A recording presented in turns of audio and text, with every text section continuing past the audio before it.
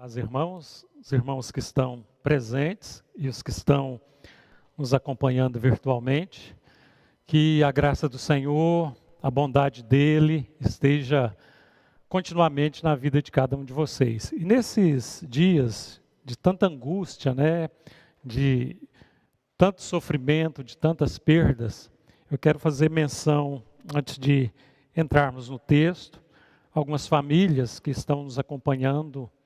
Lá em Sancrelândia, nós tivemos a oportunidade de pastorear a igreja lá por 8 anos. Família da irmã Marli Ferreira, irmão Edson Novato, que recentemente tiveram algumas perdas muito sensíveis. Nós nos solidarizamos com eles e também com tanta gente.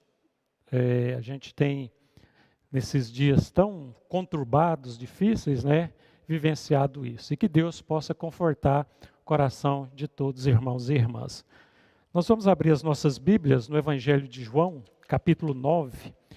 Eu não vou ler o texto todo. A boa homilética diz que ao expormos um texto, é necessário que façamos a leitura completa do mesmo. No entanto, como tem 41 versículos e nós temos um tempo a ser obedecido, vou ler apenas alguns versos primeiros e posteriormente estaremos refletindo na nossa temática que achei importante colocar como o milagre das grandes controvérsias. Daqui a pouco nós vamos saber por que esse milagre gerou tantas controvérsias, que não é o natural de milagre. Geralmente, milagre, ele vai provocar nas pessoas alegria, êxtase, satisfação. Esse aqui gerou muitos questionamentos. João 9, a partir do verso 1, nós lemos assim, eu estou fazendo a leitura na versão Almeida e atualizada.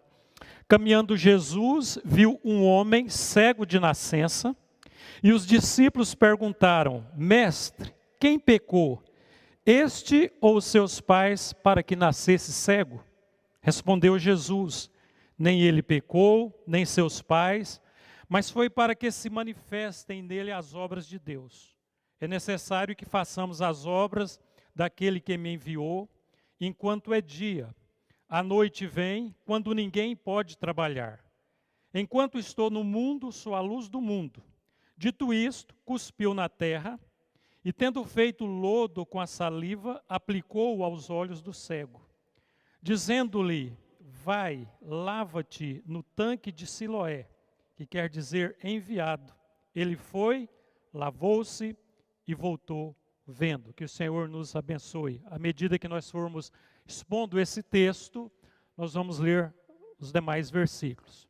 Pois bem, essa narrativa joanina, ela, no seu pano de fundo, nós vamos ver vários personagens que são identificados nesse texto que compõem toda essa situação miraculosa. É bom lembrarmos que o evangelista João, ele não utiliza a palavra milagre, ele utiliza a palavra sinais. A palavra grega para milagre é a mesma que para poder, e significa poder, dunamis. E a palavra sinal é semeion, que pode também estar significando atos prodigiosos ou maravilhosos. Alguns estudiosos entendem que é a mesma coisa, o milagre ou o sinal. Mas no grego nós temos aí duas diferenças entre milagre e também o sinal. Mas João não usa, diferente dos outros escritores, o Mateus, o Marcos e o Lucas, ele não faz opção pela palavra milagre. Você pode ler o Evangelho e vocês vão perceber que ele faz uso da palavra sinal, que naturalmente tudo evidencia algo extraordinário, que é o louvor e a glória do Senhor. Mas analisando esta narrativa, nós temos aqui alguns personagens que compõem este contexto. Primeiro nós temos aí o cego de nascença, os discípulos de Jesus, o próprio Jesus, os pais do cego, os vizinhos do cego, os conhecidos do cego, os fariseus e os judeus. Aqui nós temos essa diferenciação, algumas Bíblias as fazem e outras não. Aqui nós temos os fariseus, que eram pessoas com alto grau de liderança religiosa, e os judeus aqui estão relacionados com lideranças importantes da época. Então, o que era para ser uma grande celebração, que é geralmente o que ocorre quando milagres acontecem, tornou-se alvo ou motivo de grandes controvérsias. Daí, então, a razão de nós darmos esse tema, o milagre das grandes controvérsias. E nós temos pelo menos 3 lições que nós podemos aprender com a cura deste cego de nascença. A primeira lição diz para nós que o agir de Jesus é maravilhoso. O agir de Jesus ele é maravilhoso na percepção da necessidade humana. Nós olhamos aí o verso 1, diz que caminhando Jesus viu um homem cego de nascença. Assim como Jesus, nas suas caminhadas, nas suas andanças, naquelas regiões ali do Oriente Médio, e especificamente neste lugar aqui, onde este sinal acontece, ele olha para aquele homem, ele vê a necessidade dele. Assim como Jesus, ele percebeu a necessidade daquele homem. Ele também vê a minha, a sua, as nossas necessidades. Eu sei que como eu, talvez muitos de nós aqui, em determinados momentos, tivemos aquela sensação de que o Senhor não está vendo o nosso clamor, de que o Senhor se ausentou de nós. Aquela sensação de que parece que Deus está longe. Mas isso é engano da nossa parte. O Senhor sempre está junto de nós. Aliás, lá no final do Evangelho de Mateus, há uma das muitas promessas de Jesus, onde ele diz que estaria conosco, que estará conosco todos os dias, até o telos, até o fim, até a consumação dos tempos. E aqui fica bem nítido que Jesus, ele nota, ele percebe as nossas necessidades, sejam elas emocionais, psíquicas, espirituais, financeiras, seja quais forem as suas necessidades, o Senhor as percebe. Segundo lugar, o agir de Jesus é maravilhoso na resposta aos questionamentos humanos. Quem é que nunca fez um questionamento? Quem é que nunca questionou o Senhor? Quem é que nunca, às vezes, bateu com os pés no chão, tentou esmurrar a parede e não conformar com algumas coisas? Nós temos os nossos questionamentos. E tanto é que as temáticas do mês de agosto é exatamente sobre questionamentos que exigem respostas. Mas vejamos aí, o agir de Jesus sendo maravilhoso, na resposta aos questionamentos humanos.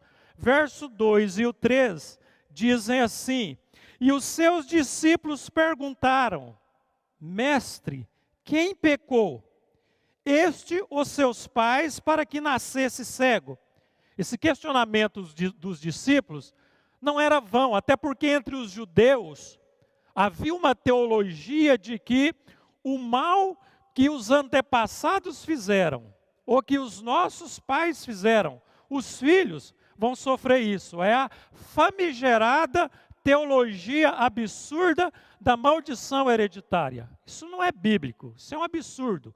Isso é neopentecostalismo exacerbado e uma grande heresia que é muito divulgada em meios neopentecostais e em tantos outros meios, e que alguns crentes desavisados acreditam nessa grande bobagem, nessa grande superstição. Aliás, o profeta Ezequiel, os judeus criam nisso, influenciados por uma teologia não muito de calibre. E aqui nós vamos ver que anteriormente no Antigo Testamento, isso era tão comum que o próprio profeta Ezequiel, ele questiona isso, naquele texto onde ele diz: os pais chuparam uvas verdes e os dentes dos filhos é que se embotaram. A partir de hoje, nunca mais vai dizer esse adágio, esse provérbio em Israel. Havia essa crença, como é muito comum hoje, nos meios cristãos. Em muitos lugares, há crentes que acreditam piamente: olha, o casamento da minha filha ou do meu filho não está dando certo porque na nossa família e tal. Irmãos, isso não é verdade. Mas eles ressuscitaram isso. Quem é que pecou? Estão percebendo? Para que ele nascesse cego. Alguém tem a culpa. E o ônus agora está sendo aqui pago. Alguém está sendo responsabilizado pela irresponsabilidade dos antepassados. Verso 3. Respondeu Jesus. Aqui Jesus encerra de vez essa ideia de que nós somos vítimas dos pecados dos nossos antepassados. Olha o que Jesus diz no verso 3. Respondeu Jesus: nem ele pecou, nem seus pais, mas para que se manifestem nele as obras de Deus. A quem Jesus atribuiu aquela cegueira? Não foi ao diabo, não foi ao pecado dos pais, mas Jesus vai dizer literalmente: esse homem nasceu cego porque Deus quis. O personagem principal que está envolvido na cegueira deste homem é o próprio Deus. Para que as obras de Deus fossem manifestas hoje, aqui neste lugar, esse homem nasceu cego. Portanto, gente, nós vimos aí que o agir de Jesus é maravilhoso na percepção da necessidade humana, nas respostas aos questionamentos humanos. Eu e você fazemos centenas de questionamentos, e principalmente nesses 2 últimos anos, de coisas que jamais imaginaríamos que deu uma guinada na nossa vida, nos nossos afazeres. Mas o agir de Jesus é maravilhoso também na consciência da obra divina em favor dos homens. Olhem, o verso 4 diz: é necessário que façamos as obras daquele que me enviou. Enquanto é dia, a noite vem, quando ninguém pode trabalhar. Naturalmente, Jesus, como judeu muito bem contextualizado, ele tem aqui a ideia de que todo judeu tinha o seu período de trabalho, assim como nós o temos, a sua carga horária de trabalho, e eles não trabalhavam à noite. Por isso Jesus diz que enquanto é dia, nós estamos trabalhando. Não que Deus só opere durante o dia, não é isso que Jesus está dizendo. Que Jesus está dizendo que há um período onde a sua ação está sendo feita. Isso aqui, então, tem como propósito trazer na consciência recrudescida daquelas pessoas ali envolvidas, porque os judeus, os fariseus, a liderança religiosa, eles tinham percepção de quem era Jesus, mas eles não queriam dar glórias ao nome de Jesus, reconhecer isso, como todo ser humano, independente da sua crença, do que ele professa, lá no íntimo, no interior de cada um, eles têm essa percepção de que há um Deus criador, há um Deus que é Senhor de todas as coisas, mas muitos não querem dar glórias ao nome de Deus, a glória que é devida a Ele. Segunda lição que nós aprendemos neste milagre das grandes controvérsias é que o agir de Jesus é glorioso. Ele é glorioso, revelando sua identidade, coisa que Jesus não gostava de fazer. Vocês vão perceber que nas narrativas dos evangelhos, quando Jesus estava passando em alguma sinagoga ou em algum lugar, e que demônios se manifestavam dizendo: este é o Filho de Deus, é o Filho do Deus vivo. O que Jesus dizia para aqueles demônios? Calem, fiquem calados. Até porque Jesus não tinha a necessidade de merchan do inferno para que ficasse provado a sua identidade, quem ele era de fato. Mas aqui, em algumas circunstâncias, muito poucas, Jesus se permite manifestar, dizendo quem ele o era. O verso 5: enquanto estou no mundo, eu sou a luz do mundo. O eu sou é uma prerrogativa de Yahvé, do Adonai, do Senhor, o Deus Criador, aquele que existe por si próprio. Eu sou, então ele é Deus. Numa discussão, eu gosto muito dos evangelhos, principalmente as narrativas joaninas. Num determinado embate dos fariseus com Jesus, eles vão dizer para Jesus: mas o Senhor não tem nem 50 anos, e como diz que conhece e que viu Abraão? Jesus disse: antes que Abraão existisse, eu sou. Então Jesus está manifestando aquilo que as pessoas não queriam enxergar. Ele era o Filho de Deus, o Messias, o enviado dos céus para a salvação dos perdidos. Então Jesus aqui, nessa gloriosa ação de manifestação, ele revela a sua identidade, cumprindo também a sua missão. Versos 6 e 7 dizem assim: dito isto, cuspiu na terra, você pode até não achar isso muito higiênico, e tendo feito lodo com a saliva, aplicou-o aos olhos do cego, dizendo-lhe: vai, lava-te no tanque de Siloé, que quer dizer enviado. Ele foi, lavou-se e voltou vendo. O fato de Jesus ter cuspido no chão era uma prática muito comum na medicina antiga. Até porque eles criam que a saliva misturada com a terra produzia efeitos medicinais. Então Jesus faz uso disso. Não que ele não tinha o poder de simplesmente dizer para aquele cego: abra os olhos. Ele então, naquele ato, eu fico imaginando a cena, as pessoas ali próximas, ele cuspindo no chão, fazendo ali um barro, passando nos olhos daquele cego e dizendo: vai ao tanque de Siloé.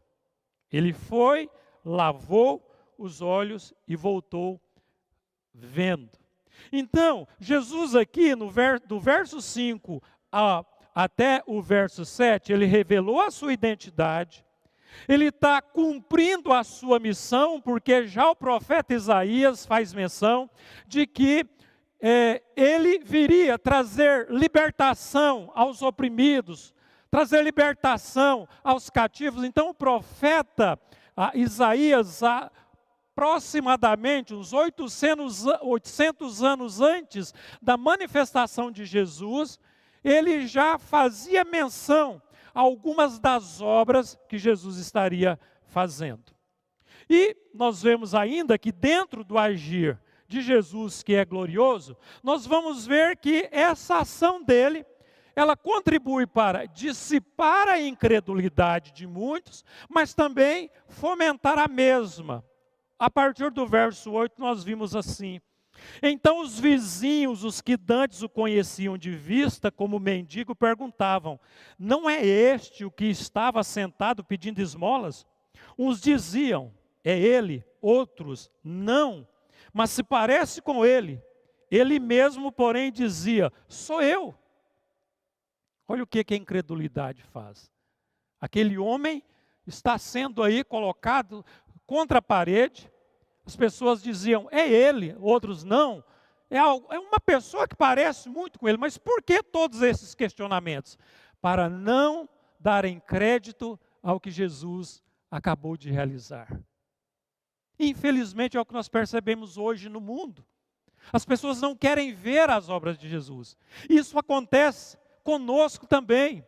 Muitas vezes, fatos extraordinários, bênçãos de Deus, são derramadas em nossas vidas, nós oramos para determinados propósitos, aquilo acontece e a gente fica: será que foi Deus que ouviu a minha oração?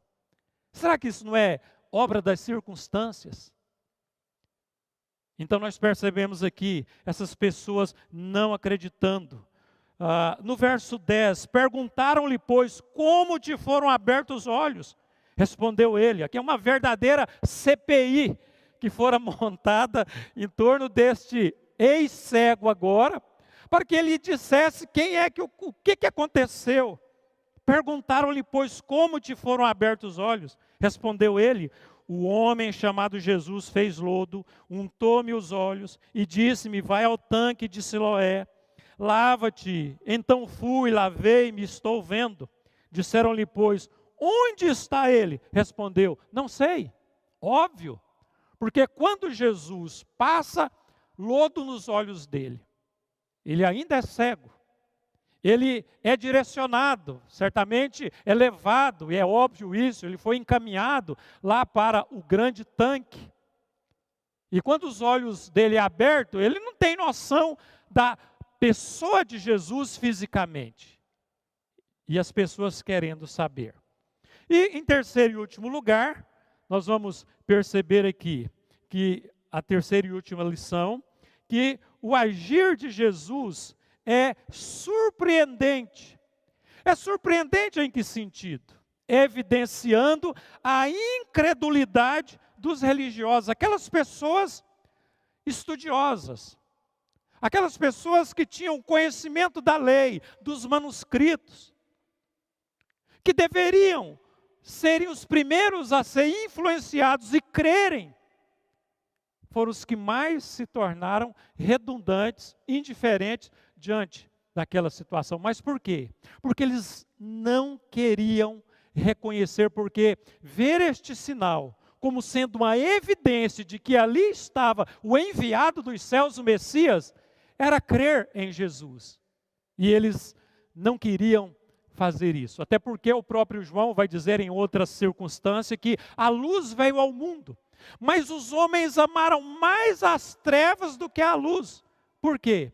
Porque as suas obras são más.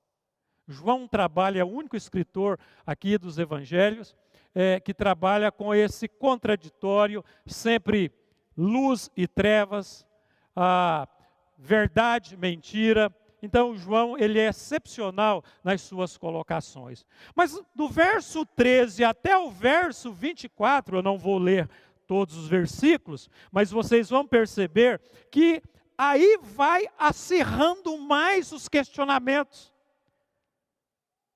Agora os religiosos começam a questionar. Não quero dizer que com isso que todo religioso seja incrédulo, mas a bem da verdade, o que está acontecendo no texto aqui não deixa de ser uma grande revelação. Aliás, Jesus, os maiores embates que Jesus enfrenta durante a sua vida foi com pessoas religiosas. Qual é o grande problema do religioso? Porque o religioso, ele sabe praticamente tudo o que deve ser feito, mas ele não costuma obedecer. Então nós temos que ter um cuidado muito grande para nós não nos tornarmos religiosos, conhecedores e não praticantes daquilo que nós somos desafiados. Então isso é denominado de religião. Sabe-se tudo, mas não se pratica absolutamente nada. Portanto, aqui fica evidenciado do verso 13 ao 24, vocês vão perceber que eles levaram, pois, aos fariseus o que dantes fora cego, e com agravante, era sábado. E no sábado não podia fazer absolutamente nada. O dia em que Jesus fez o lodo e abriu os olhos daquele indivíduo. Então, para os líderes religiosos, isso aqui era uma blasfêmia, algo inaceitável, principalmente para alguém que se diz Deus.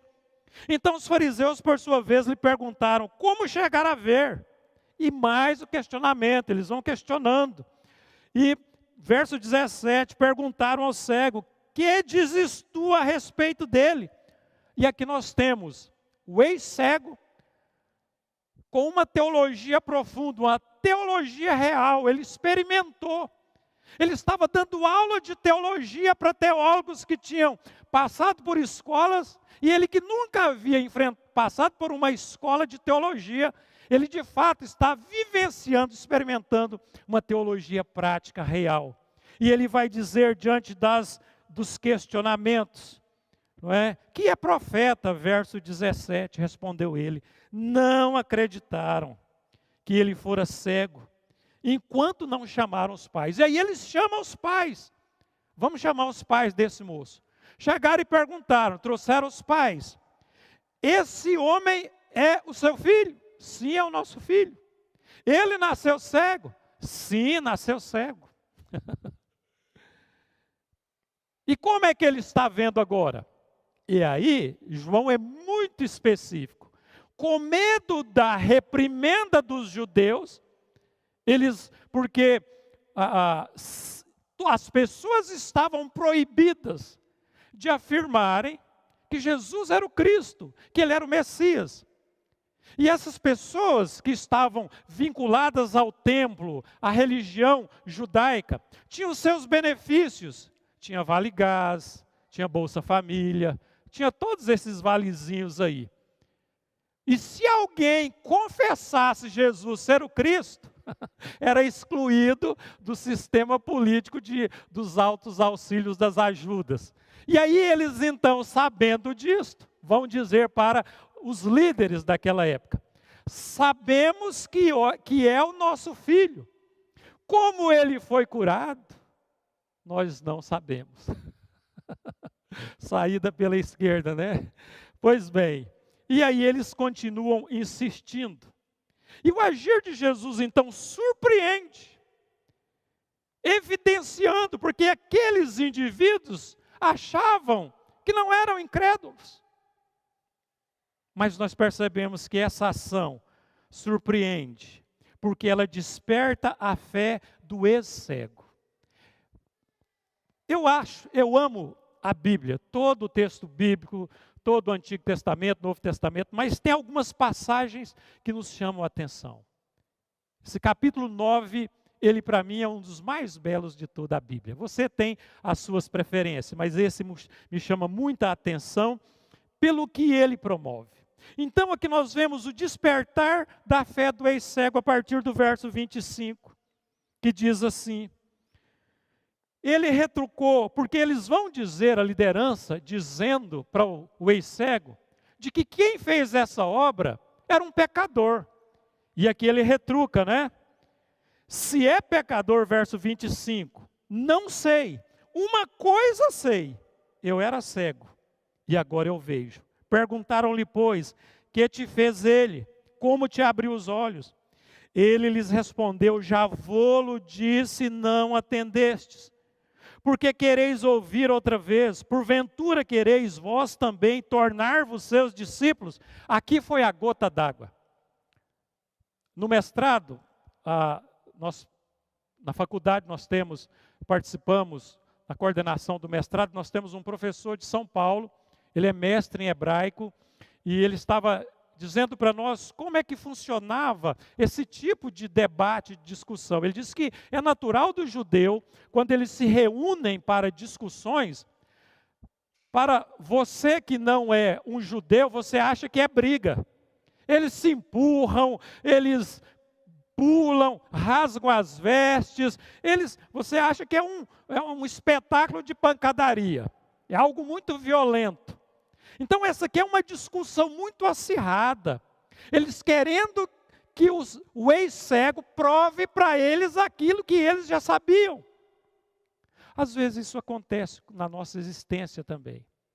Nós queremos sinais, nós queremos evidências, a gente fecha o olho, vou ver se realmente é Deus que falou comigo. A gente fica procurando evidências de que algo extraordinário aconteceu. Isso não é obra circunstancial. E eles estão... Só que o motivo aqui era único.